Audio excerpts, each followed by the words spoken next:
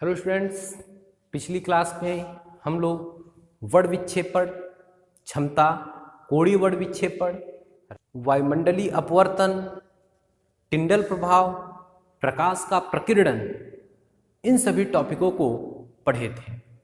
आज की टॉपिक में हम लोग पढ़ेंगे मानव नेत्र।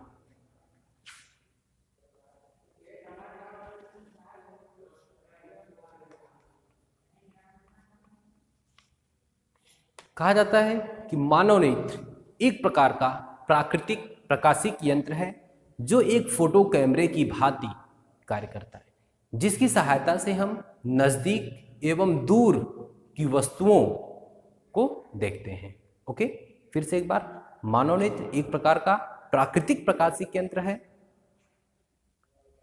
जो एक फोटो कैमरे की भांति कार्य करता है, जिसकी सहायता से हम निकट एवं दूर की वस्तुओं को देखते हैं। और कहा जाता है कि जो मानव नेत्र है यह एक प्रकृति की बहुमूल्य देन है। ठीक है, तो ये एक लाइन था आपके मानव नेत्र के विषय में। इसके पश्चात हम लोग पढ़ेंगे मानव नेत्र की संरचना।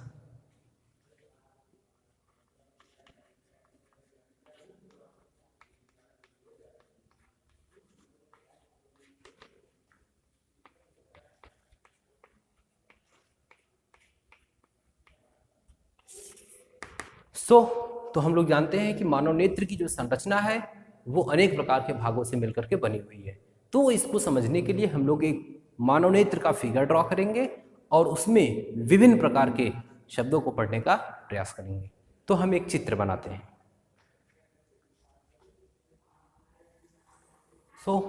ये मानव नेत्र का मैंने एक फिगर बना दिया।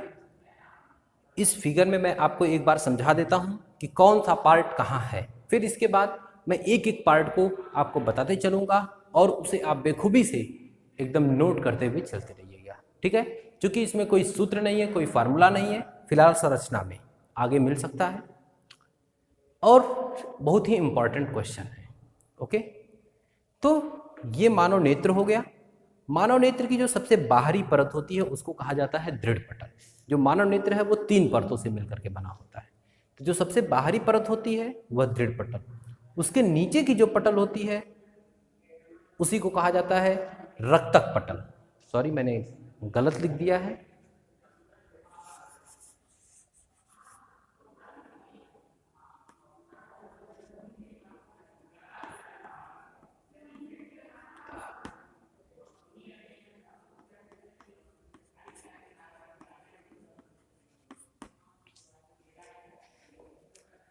जो दूसरी परत होती है उसको कहा जाता है रक्तक पटल। और जो नेत्र के सबसे भीतर की ओर सबसे अंदर और ऊपर से जो नीचे की तरफ तीसरी परत होती है उसे दृष्टि पटल कहा जाता है।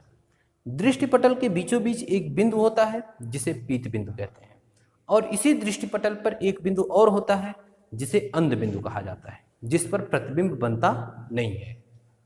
सामने आते हैं। मानव नेत्र जो होता है वो सामने से कुछ उभरा हुआ होता है जिसे क्या कहा जाता है, कॉर्निया। कॉर्निया के पीछे कुछ द्रव भरे होते हैं जो अश्रु के रूप में बाहर निकलते हैं, जिसे कहा जाता है जलीय द्रव। इसके पश्चात पीछे जाएंगे तो आपको एक रंगीन अपारदर्शी झिल्ली का पर्दा मिलता है जिसे कहा जाता है आइरिस, और आइरिस के बीच में एक छिद्र होता है जिसे हम लोग कहते हैं पुतली, और पीछे जो है कोशिकाओं का बना एक लेंस पाया जाता है जिसे कहा जाता है नेत्र लेंस। तो ये मैंने परिभाषा नहीं बताई, ये मैंने आपको इसके पार्ट्स के विषय में बताया है। और नेत्र लेंस और दृष्टि पटल के बीच एक गाढ़ा द्रव होता है जिसे हम लोग कहते हैं काचाप द्रव। ओके, तो आप लोग मानव नेत्र की संरचना हेडिंग बनाएंगे और उसमें लिखेंगे मानव नेत्र की संरचना के निम्नलिखित भाग होते हैं। तो उसमें आप ये फिगर ड्रॉ करेंगे। फिगर ड्रॉ करने के पश्चात आप नंबर 1 हेडिंग बनाएंगे दृढ़ पटल।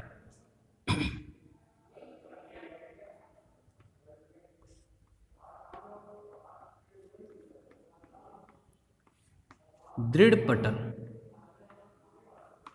दृढ़ पटल में कहा जाता है कि मनुष्य का नेत्र एक खोखले गोले के समान होता है, जो बाहर से एक श्वेत अपारदर्शी परत से ढका होता है, जो हमारे भीतरी भागों की सुरक्षा करता है, दृढ़ पटल कहलाता है। फिर से एक बार, मनुष्य का नेत्र एक खोखले गोले के समान होता है, जो बाहर से एक दृढ़ आवरण श्वेत अपारदर्शी परत से ढका होता है, जो नेत्र के भीतरी भागों की सुरक्षा करता है, दृढ़ पटल कहलाता है।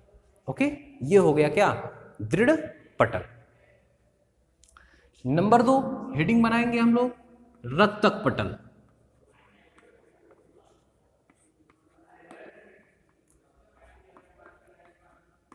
कहा जाता है कि दृढ़ पटल के नीचे एक अपारदर्शी काले रंग की झिल्ली होती है, जिसे हम लोग कोराइड भी कहते हैं। इसका कार्य प्रकाश किरण को अवशोषित करना होता है। फिर से क्या कहेंगे, दृढ़ पटल के नीचे एक काले रंग की झिल्ली होती है, जो प्रकाश किरणों को अवशोषित करने का कार्य करती है, रक्तक पटल या कोराइड कहलाती है। ओके, दृढ़ पटल हो गया, रक्तक पटल। दृष्टि पटल मैं आपको बाद में पढ़ाऊंगा, क्योंकि जब इस पे इमेज बनाऊंगा। ठीक है, अब हम लोग आ जाते हैं कॉर्निया पर। नंबर 3,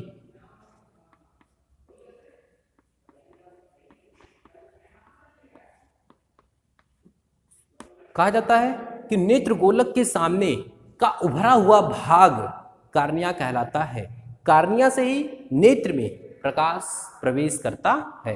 क्या कहेंगे, नेत्र के सामने उभरा हुआ भाग कार्निया कहलाता है। कार्निया से ही प्रकाश नेत्र में प्रवेश करता है। ओके, इसके पश्चात हम लोग पढ़ेंगे आइरिस।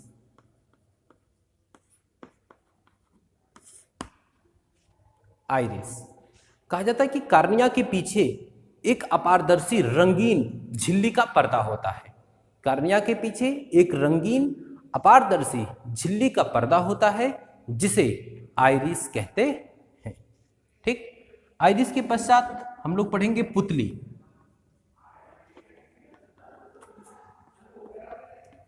पुतली कहा जाता है कि आइरिस के बीच में एक छोटा सा छिद्र होता है, जिसे पुतली या नेत्र तारा कहते हैं। आइरिस के बीच में एक छोटा सा छिद्र होता है, जिसे पुतली या नेत्र तारा। ये देखिए, आइरिस ऊपर से यहां तक आई है और ये नीचे से यहां तक गई है, दोनों के बीच में एक छोटा सा छिद्र है। ठीक, इसी को क्या कहा गया है, पुतली कहा गया है। ये जो पुतली होती है, ये अपने आप बड़ी और छोटी होती रहती है। पुतली नहीं बड़ी छोटी होती है, ये जो आइरिस होती है ये फैलती और सिकुड़ती रहती है, जिसके कारण पुतली का जो आकार होता है वो बड़ा या छोटा होता रहता है। तो जैसे जब बहुत अत्यधिक उजाला होता है तो हमारी आंखें छोटी हो जाती है, यानी कि उस समय आइरिस फैल जाती है। जब आइरिस फैलती है तो उसके बीच, यानी कि आइरिस के बीच का जो स्पेस होता है वो कम हो जाता है, यानी कि फैलेगी तो वो होल जो होगा वो छोटा हो जाएगा, अर्थात हमारे नेत्र में प्रकाश कम प्रवेश करेगा। और जब अंधेरा होता है तो हमारी रात जो आंख होती है वो बड़ी हो जाती है, उस समय जो आइरिस होती है वो सिकुड़ जाती है। जब सिकुड़ती है तो उसके बीच का जो स्पेस होता है वो अधिक हो जाता है और हमारे नेत्र में प्रकाश अत्यधिक जाने लगता है। तो पुतली की साइज हमेशा बड़ी छोटी होती रहती है, जो किसके कारण होती है, आइरिस के कारण होती है। हम लोग पढ़ेंगे नेत्र लेंस।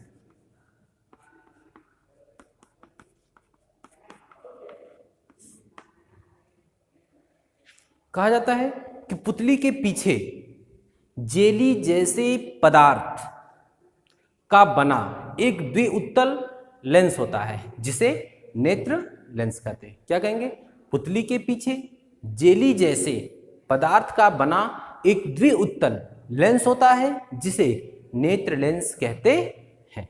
तो ये नेत्र लेंस है, कहाँ है, पुतली के पीछे है। किसका बना होता है, जेली जैसे पदार्थ का ये बना होता है। ठीक, जिसे क्या कहते हैं, नेत्र लेंस कहते हैं। इसके पश्चात हम लोगों को पढ़ना है जलीय द्रव।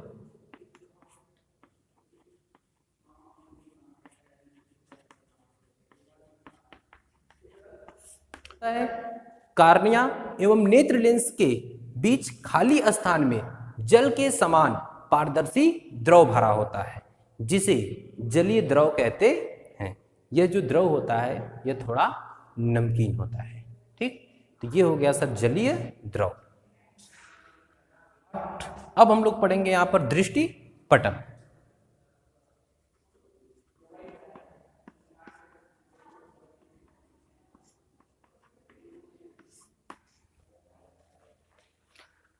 कहा जाता है कि रक्तक पटल के नीचे, जो ये दूसरी सतह होती है उसके नीचे या नेत्र के सबसे भीतर की ओर, अंदर की ओर एक पारदर्शी झिल्ली का पर्दा होता है जिसे दृष्टि पटल या रेटिना कहते हैं। इसी रेटिना पर किसी भी वस्तु का प्रतिबिंब बनता है। रेटिना पर बनने वाला जो प्रतिबिंब होता है वह उल्टा होता है, लेकिन हमारा मस्तिष्क अनुभव के आधार पर इसे सीधा करके देखता है। ओके, क्या कहेंगे दृष्टि पटल या रेटिना में? रक्तक पटल के नीचे या नेत्र के सबसे भीतर की ओर एक पारदर्शी झिल्ली का पर्दा होता है जिसे दृष्टि पटल या रेटिना कहते हैं। रेटिना पर बनने वाला जो प्रतिबिंब होता है वह उल्टा होता है, लेकिन मस्तिष्क अनुभव के आधार पर इसे सीधा करके देखता है। ओके, इसके पश्चात हम लोग पढ़ेंगे काचाव द्रव।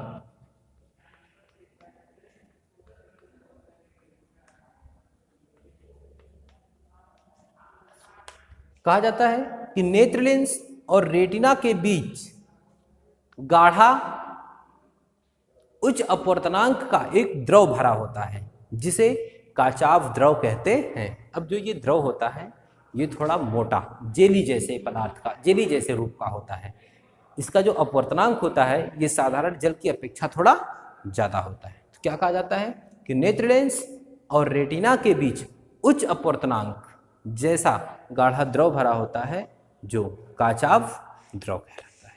ओके, इसके पश्चात पीत बिंदु।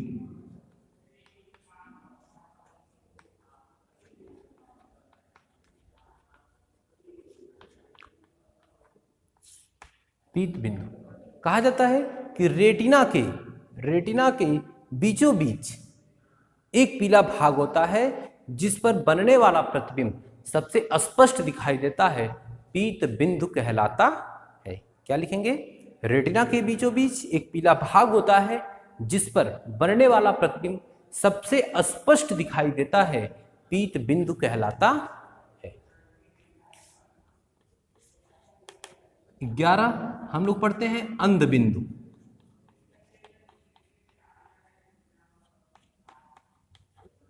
अंध बिंदु के लिए कहा जाता है कि रेटिना के जिस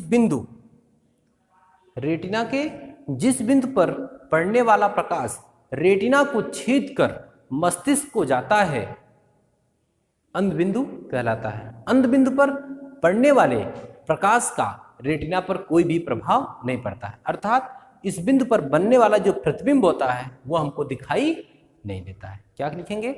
रेटिना पर स्थित वह बिंदु जिसे प्रकाश सिराएं छेद कर मस्तिष्क को जाती हैं और उस बिंदु पर पड़ने वाले प्रकाश का रेटिना पर कोई प्रभाव नहीं पड़ता है, अर्थात उस बिंदु पर बना हुआ प्रतिबिंब हमें दिखाई नहीं देता है, अंध बिंदु कहलाता है। इसके पश्चात हम लोग एक नोट पढ़ते हैं। जो रेटिना होती है वह अनेक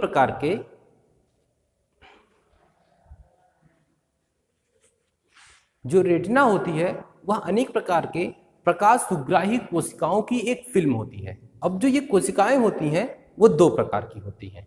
नोट में आप लिखेंगे रेटिना या दृष्टि पटल अनेक प्रकार के प्रकाश कोशिकाओं की एक फिल्म होती है। ये कोशिकाएं 2 प्रकार की होती हैं। नंबर 1 दंडाकार कोशिकाएं।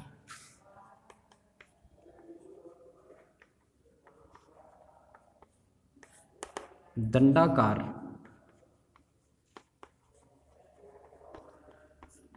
अब जो ये कोशिका होती है ये प्रकाश की तीव्रता के लिए सुग्राही होती है। तो आप लिखेंगे वे कोशिकाएं जो प्रकाश की तीव्रता के लिए सुग्राही होती हैं दंडाकार कोशिकाएं कहलाती हैं। ओके, और जो दूसरा होता है वह शंक्वाकार कोशिकाएं होती हैं। शंक्वाकार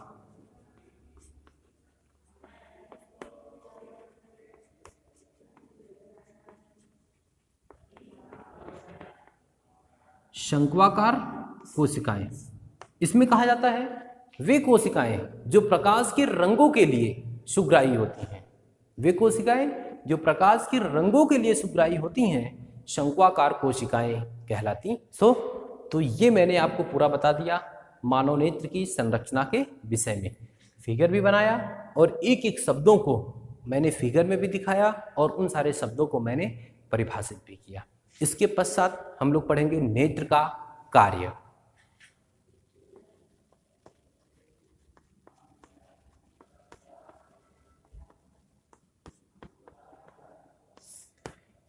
नेत्र का कार्य, या आप इसी को लिख सकते हैं कि मानव नेत्र द्वारा प्रतिबिंब का बनना। तो नेत्र का काम क्या है? किसी भी वस्तु का प्रतिबिंब बनाना। तो हम लोग कहते हैं कि किसी भी वस्तु से चलने वाली प्रकाश की किरण हमारे रेटिना पर, यहां मैं आपको समझाता हूं कि किसी भी वस्तु से चलने वाली प्रकाश की किरण कार्निया पर आपतित होती हैं। आपतित होने के पश्चात जलीय द्रव, नेत्र लेंस, काचाभ द्रव से होते हुए रेटिना पर पहुंचती हैं, जहां पर वस्तु का उल्टा प्रतिबिंब बनता है, लेकिन मस्तिष्क अनुभव के आधार पर उसे सीधा करके दिखाता है। फिर से एक बार क्या लिखेंगे? नेत्र का कार्य या मानव नेत्र द्वारा प्रतिबिंब का बनना। हेडिंग होगी, लिखेंगे कि वस्तु से चलने वाला प्रकाश मानव नेत्र के कॉर्निया पर आपतित होता है। यह प्रकाश जलीय द्रव, नेत्र लेंस, काचाभ द्रव से होता हुआ रेटिना पर पहुंचता है, जहां पर वस्तु का उल्टा प्रतिबिंब बनता है, लेकिन मस्तिष्क अनुभव के आधार पर उस प्रतिबिंब को सीधा करके दिखाता है। ओके, तो ये क्या है? नेत्र का कार्य या मानव नेत्र द्वारा प्रतिबिंब का बनना। ओके, इसके पश्चात हम लोग पढ़ेंगे, या अगली टॉपिक होगी आंख की समंजन क्षमता।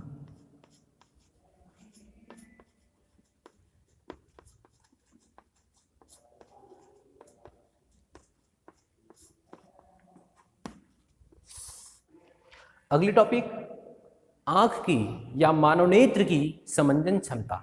तो जो ये हम लोगों का नेत्र होता है, यह नेत्र अपने आप फोकस दूरी को कम भी कर लेता है और बढ़ा भी लेता है, जिसके कारण हम लोग नजदीक की भी वस्तु को देख लेते हैं और दूर की भी वस्तु को देख लेते हैं। तो क्या कहा जाता है कि नेत्र द्वारा फोकस दूरी को समायोजित करने की क्षमता नेत्र लेंस की समंजन क्षमता कहलाती है। फिर से एक बार, नेत्र लेंस द्वारा फोकस दूरी को समायोजित करने की क्षमता नेत्र लेंस की समंजन क्षमता कहलाती है।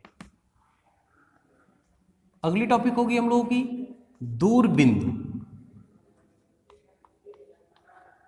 दूरबिंदु कहा जाता है कि अधिकतम दूरी पर स्थित वह बिंदु, अधिकतम दूरी पर स्थित वह बिंदु जिस पर रखी वस्तु का प्रतिबिंब अस्पष्ट दिखाई देता है, जिस पर रखी वस्तु का प्रतिबिंब स्पष्ट दिखाई देता है, दूर बिंदु कहलाता है। यानी कि बहुत अधिक दूरी पर आप कोई वस्तु रख दीजिए और उस वस्तु का प्रतिबिंब जो हमारे आंख में बनता है, अगर वह साफ दिखाई देता है तो हमारे लिए वह दूरबिंदु कहलाता है। तो सामान्य नेत्र के लिए जो दूरबिंदु होता है वह अनंत पर होता है, चाहे जहां आप रखिए वह वस्तु हमको स्पष्ट दिखाई पड़ेगी। बादल है, चिड़िया है, पेड़ है, कोई भी वस्तु है, ऐसा नहीं कि उसको आप पहचान ही लीजिए, बस दिखाई देना चाहिए।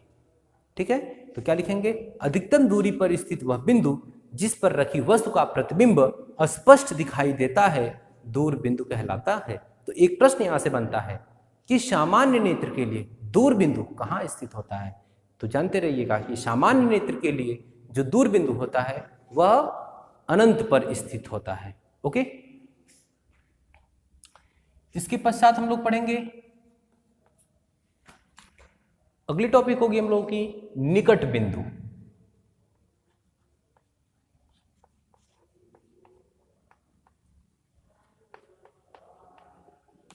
न्यूनतम दूरी पर स्थित वह बिंदु जिस पर रखी वस्तु स्पष्ट दिखाई देती है, निकट बिंदु कहलाता है। क्या लिखेंगे? न्यूनतम दूरी पर स्थित वह बिंदु जिस पर रखी वस्तु स्पष्ट दिखाई देती है, निकट बिंदु कहलाता है। अब जो सामान्य नेत्र के लिए निकट बिंदु होता है उसे क्या कहा जाता है? जो सामान्य नेत्र के लिए निकट बिंदु होता है वह 25 सेंटीमीटर की दूरी पर होता है, और इसी निकट बिंदु को ही स्पष्ट दृष्टि की न्यूनतम दूरी भी कहा जाता है। तो स्पष्ट दृष्टि की जो न्यूनतम दूरी होती है वह 25 सेंटीमीटर होती है। ओके, अगली टॉपिक होगी हम लोगों की दृष्टि विस्तार।